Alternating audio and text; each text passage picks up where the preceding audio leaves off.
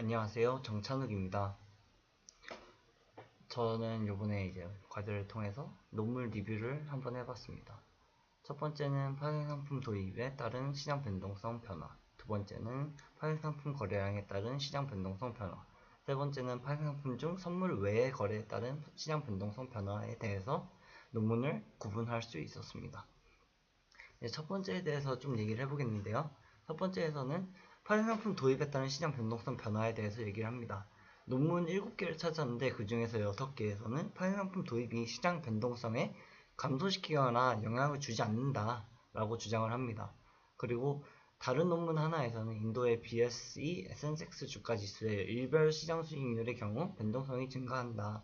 단 월별 수익률에 대해서는 변동성의 변화가 미미하다라고 합니다. 정리를 해보면은 파생상품의 도입은 시장 변동성을 줄여주고 시장 안정화에 도움이 된다고 볼 수 있습니다. 즉 시장의 신속성, 정보의 질 등을 높이며 프라이스 디스커버리 기능을 수행한다고 평가할 수 있다고 생각합니다.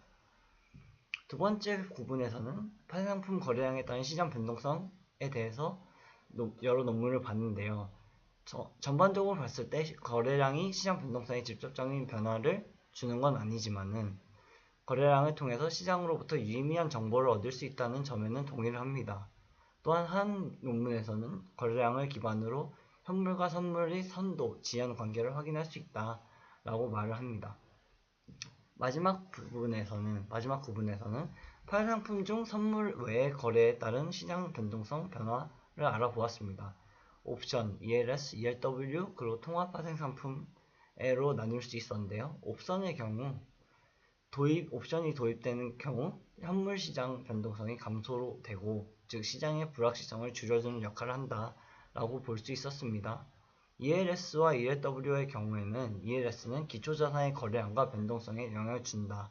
그래서 해칭 효과가 있다고 하는 반면 ELW는 그렇지 않다 라고 말을 합니다. 마지막으로 통합 파생 상품의 경우 어느 기업이 주로 사용하는데요. 이제 자산보다는 부채를 해지하는 데 환노출 감소 효과를 보이며 효과적으로 사용되고 있음을 보여주고요. 이제 다르게 말하면 기업이 이 통합 파생 상품을 활용함으로써 기업의 변동성을 줄여주는 역할을 한다. 즉 불확실성, 리스크를 줄인다 라고 보면 될 것 같습니다.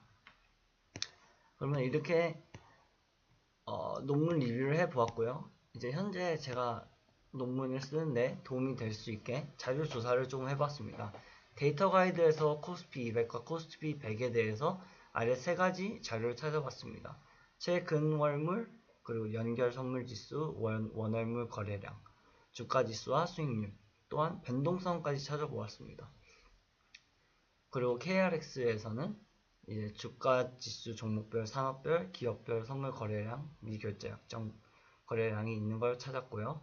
계약 금액 또는 계약 수도 자료가 있다는 것을 찾았습니다. 그 증거로는 아래와 같이 캡처를 한번 해보았고요. 이제 제일 중요한 부분인데요. 이제 다음에 계획이 어떻게 되냐가 중요한 것 같습니다.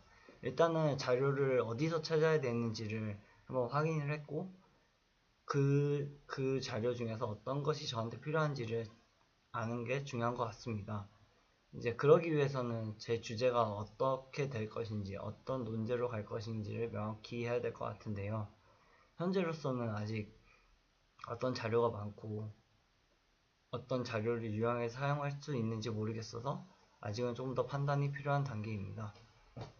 그래서 아래와 같이 선물 거래가 현물 거래에 선도하는가, 아니면 선물 거래량이 현물 변동성에 어떠한 영향을 미치는가, 아니면 어떤 종류의 파생 상품이 현물 변동성에 가장 영향을 주는가, 이 셋 중에 하나로 문제를 명확하게 잡아야 될 것 같습니다. 또한 이제 문제를 정한 후에는 어떤 방법론을 활용해야 되는지, 제가 오늘 리뷰한 논문들 중에서는 이가치나 가치 모델을 활용한 논문도 많았고요. 제가 들어보지 못한 방법론을 사용한 논문들도 많았습니다. 그 중에서 제가 어떤 것을 활용해야 되는지를 구체화해야 하는 게 다음 목표인 것 같습니다. 감사합니다.